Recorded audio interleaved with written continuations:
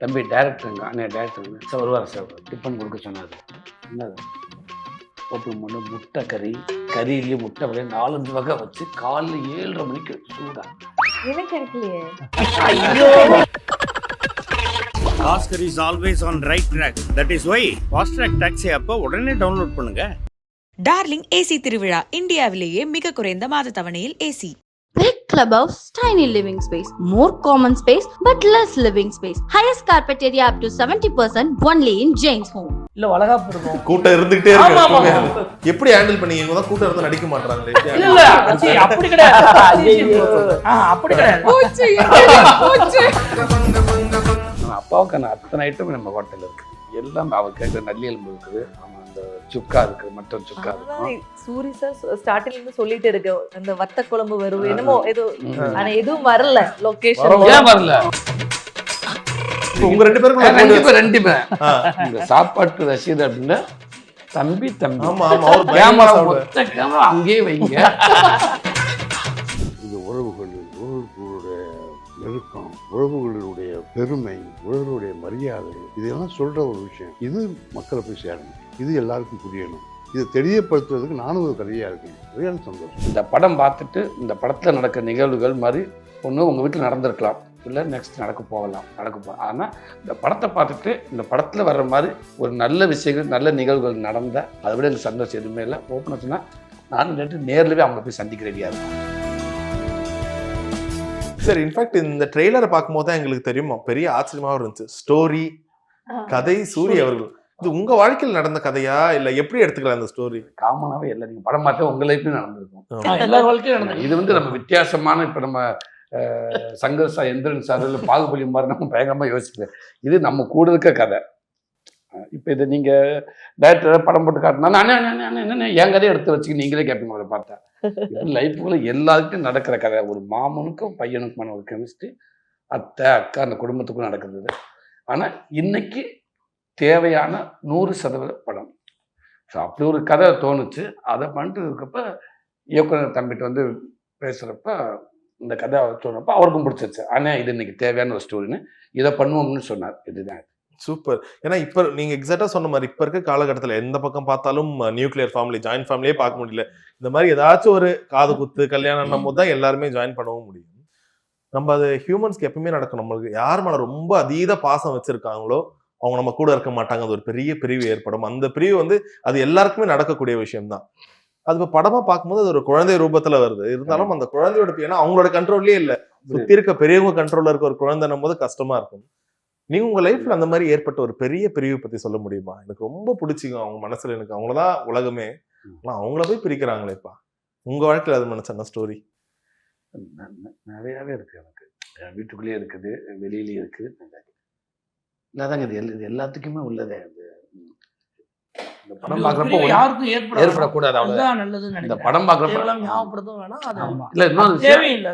இந்த படம் பார்க்குறப்ப கண்டிப்பா நான் சொல்றேன், இது சில படங்களுக்கு நம்ம உட்காந்து கேமராமேன் சொல்ற வார்த்தை. ஆனா இது நான் 100% சொன்னேன்.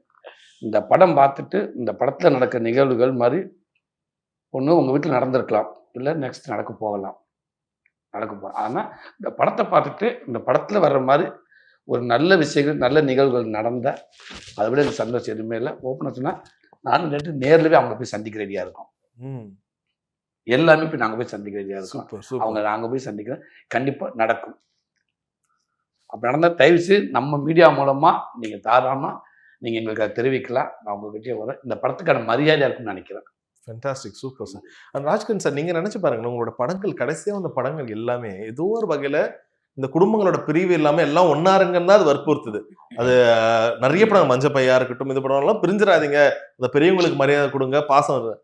உங்களுக்கு அது பர்சனலா எவ்வளவு கனெக்ட் ஆகும் இந்த படங்கள்லாம் இது பண்ணும்போது? பிரிஞ்சிடக்கூடாது, எல்லாம் ஒன்னா இருக்கணும், அது எவ்வளவு கனெக்ட் ஆகும்? இப்போ சினிமாங்கிறது வெகுஜன ஊடகம். இதை சொல்ற விஷயங்கள் வெகுஜன மக்களை போய் அடையுது, சேருது.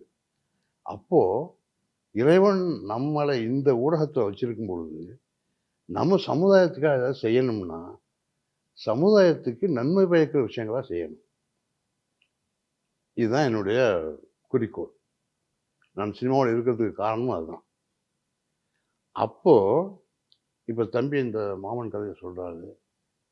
இந்த உறவுகளுடைய அந்த நெருக்கம், உறவுகளுடைய பெருமை, உறவுகளுடைய மரியாதை, இதெல்லாம் சொல்ற ஒரு விஷயம்.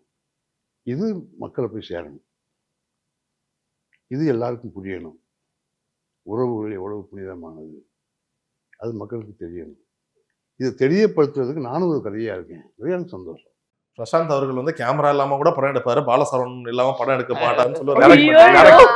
அது மாதிரி ஏன்னா இதுக்கு முன்னாடி விலங்குலயும் ஒரு வித்தியாசமான இதுல பண்ணியிருந்தாங்க. ஸோ ஒரே படத்துல இவ்வளவு பேரோட ஒரு ஆர்டிஸ்ட் காம்பினேஷன் எடுத்துட்டு வரீங்க. அந்த சீன் அந்த டைம்ல எப்படி இருக்கும்? இப்போ கிரேசி மோகன் சார்லாம் சொல்லுவாரு, இப்போ எழுதிட்டு அந்த ஸ்பரம் நீங்க பேசுங்க, அதுக்கப்புறம் நீங்க ரியாக்ட் பண்ணுங்க, நீங்க பேசுங்க, அடுத்தது மேல இப்படியும் சில பேர் ரிஹர்சல் பண்ணி போயிருவாங்க. இன்னும் சிலது வந்து ரொம்ப நேச்சுரலா அமையும் இந்த ரியாக்ஷன்ஸ்லாம். எப்படி இவ்வளோ ஆர்டிஸ்ட் வச்சு ஏதாச்சும் ஒரு சீன் எங்களுக்கு எக்ஸாம்பிள் சொல்லுங்க. அந்த ஒரு சீன்ல இருக்கிற எல்லாருமே இருப்பாங்க, எல்லாருக்கும் சீன் இருக்கும், லைக் எமோஷன்ஸ் இருக்கும், டைலாக் இருக்கும். அது எப்படி எடுத்தீங்க? அது மெயின் கேரக்டர் எங்க படத்துல வந்து ரொம்ப முக்கியமான சீன் நான் என்ன பார்க்கறேன்னா, இந்த காது குத்து சீன் ஒன்று இருக்கும். அதுல எல்லாருமே இருப்பாங்க, எல்லா ஆர்டிஸ்டும் இருப்பாங்க. நம்ம ஐடியாவா என்னன்னா, ஒரு சீன்ல வந்து ஒரு சீன் என்னவா ஆரம்பிக்கும், என்ன இமோஷன்ல ஆரம்பிக்குதோ ஆனா வேற இமோஷன்ல தான் முடியணுங்கிறது தான் என்னோட எல்லா சீன்லயுமே ஒரு பேட்டர்னாவே அதை ஐடியாவா தான் யோசிச்சு தான் பண்றேன். அப்படி ஹாப்பியா ஆரம்பிக்கிற ஒரு சீன் வந்து ஒரு சண்டையில போய் முடியும். அது ஒன்றும் பெரிய அது அந்த படம் பார்க்குறப்ப உங்களுக்கு தெரிஞ்சுக்க சண்டை வரப்போகுதுன்றது தெரியும். அதனால இது கிடையாது. அதுல வந்து சுத்தி ஒரு 300 பேர் அட்மாஸ்பியர் இருக்காங்க. ஓகேவா? இவங்க ஆர்டிஸ்ட் எல்லாருமே இருக்காங்க. இப்போ எனக்கு என்ன சேலஞ்சிங்கா இருக்குன்னா, எல்லாரையும் நான் அந்த ஷார்ட்ல காமிச்சாகணும், எல்லாருக்கும் ஈக்குவலான டைலாக்ஸ் இருக்கணும், ஆனா அது எல்லாமே கதைக்குள்ள இருக்கணும் அப்படின்றது வந்து பயங்கர இதா இருக்கும். இன்னொன்று இப்போ சாரா இருக்கட்டும், ஜேபி சாரா இருக்கட்டும், எல்லா ஆர்டிஸ்டுமே கதையை கரெக்டாக புரிஞ்சுட்டு அந்த கதைக்கு பயங்கரமாக வேலை பார்க்குறாங்க. இந்த சம்டைம்ஸ் நம்ம கேள்விப்படல, இந்த சீன் நான் ஏன் சும்மாவே நிற்கிறேன் அப்படின்னு இது வரைக்கும் இந்த படத்தில் யாருமே கேட்டதில்லை. ஹீரோவாக இருக்கட்டும், ஹீரோயினாக இருக்கட்டும், எல்லா ஆர்டிஸ்ட்டுமே இப்போ அப்பா வந்துமே ஏன் நான் சும்மா இருக்கேன் அப்படின்னு அவர் என்றைக்குமே கேட்டதே கிடையாது. ஆனால் ஒரு என்ன சொல்லுவாங்க, நான் என்ன யோசிப்பேன்னா, அவங்க கேட்காட்டினாலும் எல்லாரையுமே எப்படியாவது இதுக்குள்ளார வந்து கனெக்ட் பண்ணி ஆகணுங்கிறத ரொம்ப யோசிப்பேன். அப்படி எனக்கு ரொம்ப சேலஞ்சிங்காக இருந்தது அந்த காது குத்து சீக்வன்ஸ். அதில் வந்து எல்லாரையும் எப்படி நான் வந்து கனெக்ட் பண்ணி, எல்லாரும் இருப்பாங்க, எல்லாரும் இருக்கிறப்போ சண்டை வரும், சண்டை வரப்போ இவங்க சண்டை போட்டு அவங்க சும்மா இருக்கணும், சும்மா இருக்க முடியாது, அவங்க ஏதாவது இங்கே ஒன்று பண்ணி ஆகணுமே அப்படின்றப்போ இல்லை அவங்களுக்கு ஒரு கதை, அவங்களுக்கு ஒரு கதை, அவங்களுக்கு ஒரு கதை, நம்மள ஒரு கதை. அந்த இன்னொன்று என்ன ஆச்சுன்னா, அந்த சீனில் எல்லாரும் நடிக்கிறத பார்த்து ஜூனியர் ஆர்டிஸ்ட் 300 பேரும் நின்று நான் யாருக்குமே எதுவுமே நடிக்க சொல்லி தேவையில்லை. என்ன இப்படி சண்டை போட்டுக்கிறாங்க, நல்ல வேலையை சிரிச்சுக்கிட்டு இருந்தாங்க இவ்வளோ நேரம், இன்னும் இது இப்படி. ஏன்னா இது ரெகுலரான ஜூனியர் ஆர்டிஸ்ட் கிடையாது. இப்போ நம்ம சென்னையில் ஷூட் பண்ணோன்னா நம்ம ஜூனியர் ஆர்டிஸ்ட் அவங்க நடிக்க வந்திருக்காங்க, அவங்க வந்து இப்போ உம்முன்னா உம்முன்னு இருப்பாங்க. நம்ம ஒரு ஊரில் போய் ஷூட் பண்ணுறோம், அங்கே ஊரில் இருக்க நம்ம ஆட்கள் எல்லாத்தையுமே கூப்பிட்டு நம்ம எல்லாரும் வந்து கொஞ்சம் ஹெல்ப் பண்ணுறதுக்கு நிறைய வேடிக்கை பார்க்க வந்தவங்க எல்லாரையும் நாங்கள் நடிக்க வச்சோன்றோம். அவங்க என்னன்னா இங்கே என்ன இவங்க ஹாப்பியாக இருந்தாங்கன்னா அவங்க ஹாப்பியாக இருக்காங்க, இவங்க சண்டை போடுறாங்க என்ன இவங்களுக்கு சண்டை போடுறாங்க அப்படின்னு. ஸோ நடிச்சு முடிச்சு அடுத்த செகண்டு இப்போ நம்ம தானே செம்மையாக இருக்குன்னா கிளாப் பண்ணுவோம், அப்ரிஷியேட் பண்ணுவோம். ஆனால் அந்த ஊரில் வேடிக்கை பார்த்தவன் அந்த ஊரை எல்லாருமே பயங்கரமாக கைத்தட்டி பயங்கரமாக வந்து அதை வந்து இது பண்ணாங்க. ஸோ அங்கே எனக்கு வந்து ஒரு பெரிய கான்ஃபிடன்ஸ் என்னன்னா, ஒரு ஃபேமிலி ட்ராமான்னு ஆரம்பிக்கிறப்போ இது சீரியல் ஆயிருமோ, இந்த ஃபேமிலி ட்ராமா நிறைய பார்த்துட்டாங்களே, நிறைய படம் பார்த்துட்டாங்களே, இது ஒரு பழைய கதையாச்சு, பழைய படமாச்சு அப்படின்னு ஒரு ஃபீல் இருந்துகிட்டே இருக்கும்ல. அதை தாண்டி இந்த சுற்றி இருக்க 300 பேர் இந்த சண்டையை பார்த்து இவங்க பேசுறதை பார்த்து இப்படி ஒரு ரியாக்ட் பண்ணுறாங்கன்னா கண்டிப்பாக இது வந்து ஒர்க் ஆகும் அப்படின்ற கான்ஃபிடன்ஸ் வந்து அந்த சீனில் எனக்கு பயங்கரமாக இருந்துது. ஸோ அந்த மாதிரி இந்த படம் பார்த்தீங்கன்னா ஒன்று திருவிழா இருக்கும், இல்லை கல்யாணம் இருக்கும், இல்லை காது குத்து இருக்கும், இல்லை வளகாப்பு இருக்கும், கூட்டம் இருந்துகிட்டே இருக்கு. எப்படி ஹேண்டில் பண்ணீங்க? இவங்க தான் கூட்டம் இருந்தா நடிக்க மாட்டாங்களே. இல்ல அப்படி கிடையாது, அப்படி கிடையாது, கூட்டம் இருந்தா நடிக்க மாட்டாங்க. இல்ல என்னன்னா என்ன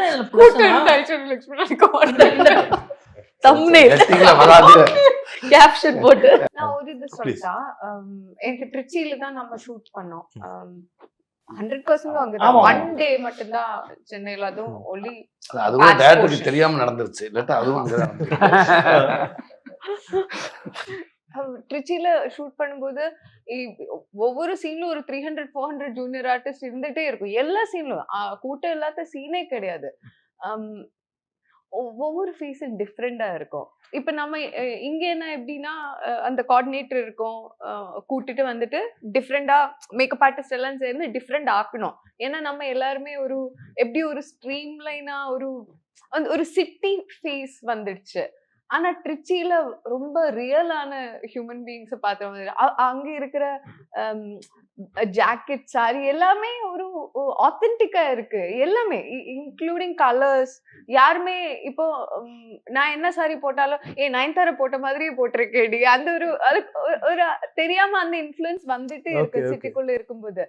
ஆனா அங்க இருக்கிற அந்த இன்ஃப்ளூயன்ஸ் இல்ல, அந்த ஓன் ஆத்தென்டிசிட்டி கரெக்ட் தான். இயல்பா வரும். அது பயங்கரமா இருக்கு. அது ஒவ்வொரு ஃபேஸ்லும் பயங்கர டெக்ஸ்டர், அந்த ஃபேஸஸ் எல்லாம் அதெல்லாம் நம்ம ஃபிலிம்ல பயங்கரமா ஒவ்வொரு இதுலும் ஜூனியர் ஆர்டிஸ்ட் மாதிரி தெரியவே தெரியாது. பயங்கர ஹாப்பியா இருந்தது. அது நம்ம ஷூட் பண்ணும்போது நம்ம கூட அது நடிக்கிற மாதிரி இல்ல, அந்த ஆக்சுவலா அந்த இடத்துல நிக்கிற மாதிரி. இன்னொன்னு சில விஷயங்கள் டேரக்டருக்கு வந்து வேணுக்குன்னு அங்க போறது இல்லை. இப்போ இங்க இருந்தா சென்னையில இருக்க நம்ம ஆர்டிஸ்ட் நிறையா இருக்காங்க, நம்ம ஜூனியர் ஆர்டிஸ்ட் எல்லாமே இங்கே இருக்காங்க. ஸோ அது நல்லா தான் இருக்கும். அதை தாண்டி அவங்க வந்து அந்த இடம் இருக்கிற லொக்கேஷன்ஸ் இருக்குல்ல, ஸோ அது இயக்குனருக்கு கதை சார்ந்து அவங்களுக்கு அது கரெக்டாக தோணுதவங்க, அதனால அவங்க அங்கே போய் எடுக்க வேண்டிய சூழல் இருக்குது. அப்படின்னப்போ அதை தாண்டி திருப்பி ஆட்களை கூட்டிக் கொண்டு அங்கே வைக்கிறப்போ அவங்க சில முகங்கள் அவங்க எதிர்பார்க்கும் முகங்கள் அங்கே அமையுது, அதனால அவங்க அங்கே பண்ண வேண்டிய சூழல் இருக்குது. சூர்யா ஃபைனலாக ஒரு விஷயம், ஏன்னா சார் வந்து எந்த அளவுக்கு ஒரு ஃபுட்டின்னு எல்லாருக்குமே தெரியும். ஸோ ரீசனோட பாலசரவணன் அண்ணன் கூட வந்து நம்ம ஒரு ஃபுட் இன்டர்வியூலாம் பண்ணுறோம். அது வந்து அவர் பயங்கரமாக சொன்னார், இங்கே இருக்கிற அந்த ஒரு கரண்டி ஆம்லேட் அதுன்னு பயங்கர சூப்பராக சொன்னார். இப்போ உங்கள் கடைக்கோ இல்லை சாருக்கு ஒரு விருந்து வைக்கிறீங்க, ஒரு 6 டிஷ்ஷு சொல்லுங்க எங்களுக்கு டக்குன்னு, இதெல்லாம் சாருக்கு வச்சா சூப்பராக இருக்கும், நான் ட்ரை பண்ண போகிறேன் வச்சுன்னு. நான் டயட்ல இருந்தது இப்போ எனக்கு மறந்து போச்சு. எனக்கு phulka, chicken, boil chicken, broccoli, vegetable இது மாதிரி எனக்கு தெரியும். ஆனால் அப்பாவுக்கான அத்தனை ஐட்டம் நம்ம ஹோட்டலில் இருக்குது. எல்லாமே அவ கேட்குற நல்லி எலும்பு இருக்குது, ஆமா அந்த சுக்கா இருக்குது, மட்டன் சுக்கா இருக்கும். சூரி சார் ஸ்டார்டிங்ல இருந்து சொல்லிட்டு இருக்கு, அந்த வத்த குழம்பு வரும் என்னமோ ஏதோ, ஆனா எதுவும் வரல. லொகேஷன் வரல. நம்ம ஹோட்டல்ல இருந்து அவளை கொண்டாந்து கொடுத்துருக்கேன். ஸ்வீட் மட்டும் தான் வந்தது. இல்ல எப்படி மிஸ் ஆகுது? இல்ல முதல்ல வந்து அம்மன் ஹோட்டல்ல வத்த குழம்பு ரொம்ப ஸ்பெஷல், எல்லாமே இருந்து வத்த குழம்பு ரொம்ப நல்லா இருக்கு. எப்படி மிஸ் ஆச்சு சார்? எனக்கு ஃபேவரட் வத்த குழம்பு. அப்படியே அப்படிங்க நாளைக்கு கொண்டு வர சொல்லுங்க சார். உங்க ஃபேவரட் என்ன சார்? உங்களை வச்சு தான் எல்லாம் சொல்லுவோம். உங்களோட ஃபேவரட் ஃபுட்னா என்ன? எனக்கு அப்படி ஒண்ணு எல்லாம் எதுவா இருந்தாலும் எந்த கழிவும் இல்லை. இந்த வெஜ் நான்வெஜ் எல்லாம் எது வேணாலும் சாப்பிடுவேன். அப்படியா? ஒண்ணு இல்ல, தயிர் சாதம் ஊறுகாய் போதும் இருக்கு, தலைக்கறி குடல்கறி. இங்க இருக்கிறதுல பயங்கரமான ஃபுடி பிரசாந்த் சார் தான். அப்படியா? தம்பி உங்க 2 பேரும் 2 பேர் உங்க சாப்பாட்டு ரசீது அப்படின்னா தம்பி. ஆமா ஆமா, அவர் கேமரா மொத்த கேமரா அங்கேயே வைங்க, ஃபுட்டேஜ் பத்தாது. 2 பேரும் அவ்வளவு சொல்லுவாங்க. ஆல்ரெடி அவர்கிட்ட சொல்லிட்டேனே, 3-4 வீடியோ எடுக்கும்போது பயங்கரமா சொன்னார், சூப்பரா இருந்துச்சு. அவர் சொன்ன எல்லாமே ருசிச்சு சூப்பர். நம்ம கூட ஒரு ஃபுட் இன்டர்வியூ பண்ணியிருக்கோம். ஆனா அண்ணன் இப்ப டயட் இருக்கிறதால 10 வச்சா அண்ணன் கூட பண்ணுங்க, மச்சான் கூட பண்ணுங்க, என்னெல்லாம் கூட வெறித்தனமான அண்ணன் வெறி கண்ணை. என்னன்னா இங்க பாருங்க, நான் சொல்லிடுறேனே. அப்புறம் தம்பி விடுந்தா ஷூட்டிங் அதிகமா? ஆமா ஓகே ஷூட்டிங் போயிட்டு இருக்கு.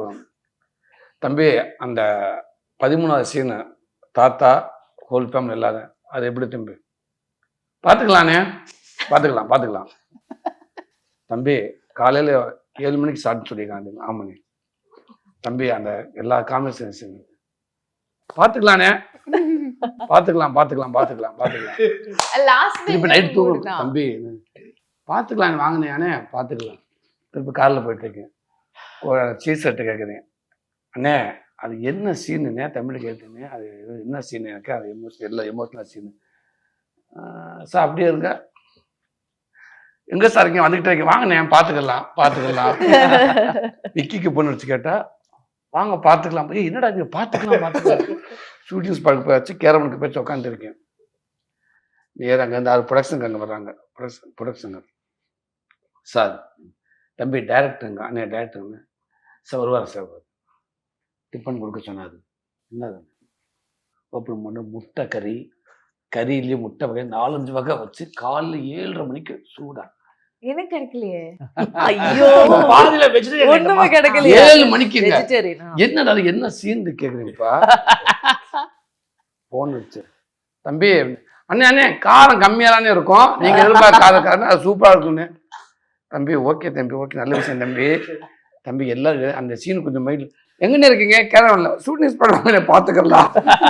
கொஞ்சம் இப்படி விராஸ்கல்களா சாப்பாட்டுல நைட்டுங்க எந்த ஹோட்டல் இருந்தாலும் பாலாவும் தம்பி இருப்பாங்க. நைட்ல எங்க ரைடு போனோம்னா இவங்க அது ஒரு இடத்துல மாட்டோம். நீங்க ஒரு ரைடு போனா ஒரு போலீஸ்காரங்க பிடிச்சாலும் ஒரு இடத்துல பிடிக்க முடியும். இவங்களை ஜீப்ல எடுத்து போட்டு இன்னொரு இடத்துக்கு போனோம்னா அங்கே டபுள் ஆக்ட்ல அங்கே அந்த ஹோட்டல் இவங்க இருப்பாங்க. எந்த ஹோட்டல் பார்த்தாலுங்க நைட்ல அதே மாதிரி எந்த ஃபுட்டு கேளுங்க வந்துடும். ஆனா நடிகர்களை ஷூட்டிங் ஸ்பாட்ல அப்போ உங்களுக்கு வந்து தெரியல, உங்க வந்திருக்குன்னு நினைக்கிறேன்.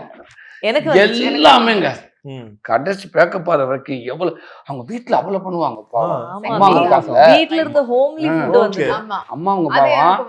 நான் அப்பயும் சொல்லுவேன், தம்பி ஒரு நாள் ஓகே தம்பி, 2 நாள் ஓகே தம்பி, ஏன் தம்பி அவன் கஷ்டப்படுத்துறேன்னு. ஆனா நீங்க இருக்கல்லனே நாங்க எப்பவுமே இப்படித்தானே சாப்பிடுவோம். நாங்க எப்பவுமே இப்படித்தானே 11 மணிக்குங்க காலையில 11 மணிக்கு சமைக்க ஆரம்பிச்சோம் நான்வெஜ். அந்த வகையில வந்து ஃபுட்டுக்கு அவங்க 2 பேரும் நீங்க டக்குன்னு சீன் பேப்பரை வந்து உடனே யோசிச்சு சொல்லுவாப்புல. ஆனா ஃபுட்டுனா யோசிக்க மாட்டாங்க. வந்து மாட்டுறதுக்கு முன்னாடி எல்லா பேரும் முன்னாடியே அழுதுகிட்டு கிளீன் போட்டு உட்காந்து அழுதுகிட்டு இருப்பான். அப்படியே உட்காந்து போட்டு அண்ணே என்ன தம்பி தம்பி ஒரே ஒரு ஸ்பூன் தம்பி இந்த சீன் இருக்கு போற தம்பி ஒரு ஸ்பூன் சாப்பிட்டு போங்க வேண்டாண்ட விட்டுங்க.